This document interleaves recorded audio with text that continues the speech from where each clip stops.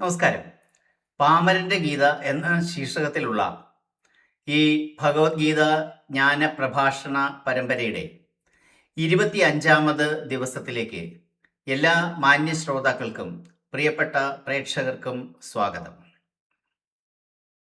അംബേ വന്ദേ ഭഗവദ്ഗീതേ സദ്ഗുണദായിനി മാ ജയ ത്രിഗുണാതീതേ മാ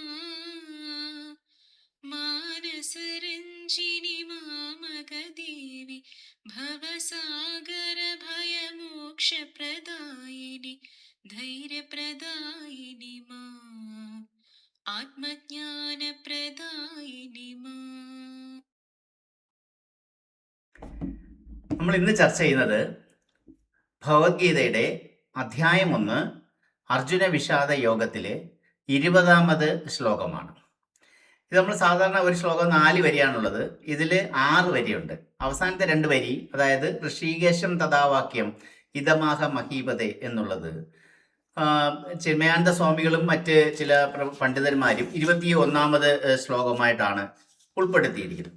പക്ഷേ ഭൂരിഭാഗം വ്യാഖ്യാനങ്ങളിലും പുസ്തകങ്ങളിലൊക്കെ നമ്മൾ കാണുന്നത് ഇത് 20ാമത് ശ്ലോകത്തിൻ്റെ ഭാഗമായി ഉൾപ്പെടുത്തിയിരിക്കുന്നതായിട്ടാണ്. അതുകൊണ്ടാണ് നമ്മൾ ഈ 6 വരികളും 20ാമത്തെ ശ്ലോകമായിട്ട് ഇന്നിവിടെ അവതരിപ്പിക്കുന്നത്. അപ്പം നമുക്ക് ആ ശ്ലോകത്തിലേക്ക് പോകാം. അഥ വ്യവസ്ഥിതാൻ ദൃഷ്ട്വാ ധാർത്തരാഷ്ട്രാൻ കപിധ്വജഃ പ്രവൃത്തെ ശസ്ത്രസമ്പാദേ ധനുരുദ്യമ പാണ്ഡവഃ ഋഷികേശം തഥാ വാക്യം ഇദമാഹ മഹീപതേ. നമുക്കതിൻ്റെ വ്യാഖ്യാനത്തിലേക്ക് പോകാം. ഏത് സമയത്തും ആയുധം പ്രയോഗിക്കപ്പെടാം, യുദ്ധം പൊട്ടിപ്പുറപ്പെടാം.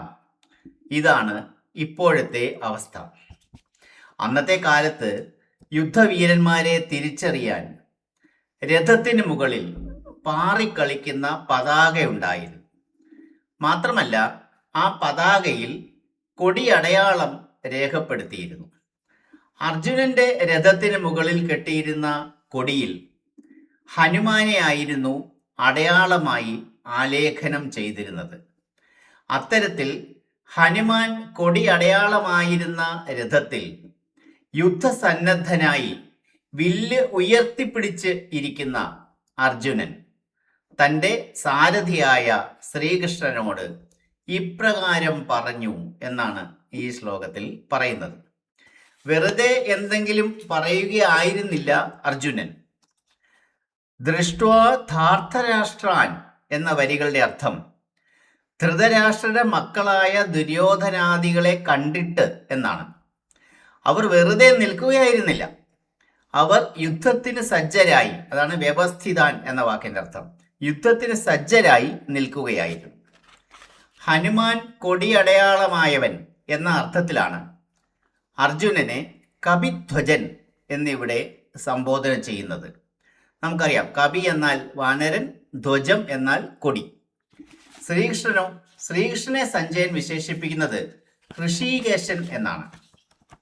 ഋഷികേശൻ എന്നുള്ള വാക്കിൻ്റെ അർത്ഥം ഇന്ദ്രിയങ്ങളുടെ മേൽ നിയന്ത്രണമുള്ളവൻ, ഇന്ദ്രിയങ്ങളുടെ അധിപൻ എന്നൊക്കെയാണ്.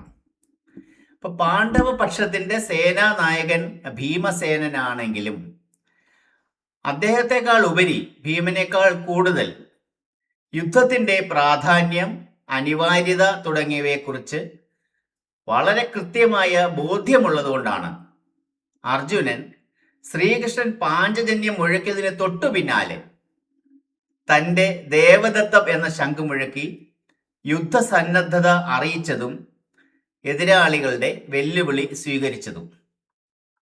പാണ്ഡവരുടെ കൂട്ടത്തിൽ അർജുനനാണ് കൗരവരുടെ വെല്ലുവിളി ആദ്യമായി സ്വീകരിക്കുന്നത്. രഥത്തിൽ വില്ല് ഉയർത്തിപ്പിടിച്ചുകൊണ്ട് തന്നെയാണ് ഈ ശ്ലോക സന്ദർഭത്തിൽ അർജുനന്റെ ഇരിപ്പ്. യുദ്ധം മുന്നിൽ നിന്ന് നയിക്കാൻ തയ്യാറായി തന്നെയാണ് അർജുനൻ വന്നിരിക്കുന്നത്. ഈ ശ്ലോകത്തിലെ പ്രവൃത്തേ ശസ്ത്രസമ്പാദേ എന്ന വാക്കുകളുടെ അർത്ഥം ആയുധം പ്രയോഗിക്കാനുള്ള സമയമായി എന്നാണ്. അപ്പൊ യുദ്ധം വേണമോ വേണ്ടയോ എന്ന ചിന്ത വരാനുള്ള ഘട്ടമൊക്കെ എപ്പോഴേ കഴിഞ്ഞു പോയി എന്നാണ് ഇത് അർത്ഥമാക്കുന്നത്. അപ്പോൾ എന്തായിരിക്കും അർജുനൻ ശ്രീകൃഷ്ണനോട് പറഞ്ഞത്? അത് നമുക്ക് അടുത്ത ശ്ലോകം മുതൽ അറിയാം. അപ്പോൾ നമ്മൾ ഇന്നത്തെ ഈ ലക്കം സമാപിക്കുന്നതിന് മുമ്പായി നമുക്ക് എല്ലാവർക്കും കൂടി ഒരുമിച്ച് നിങ്ങളുടെ എല്ലാം കയ്യിലുള്ള ഭഗവത്ഗീത തുറന്നു വെക്കുക. 20ാമത്തെ ശ്ലോകം നമുക്ക് ഒരുമിച്ച് പാരായണം ചെയ്യാം.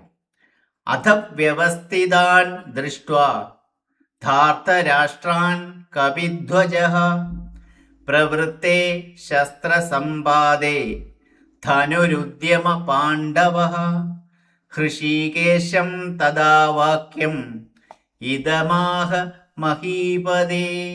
നന്ദി, നമസ്കാരം.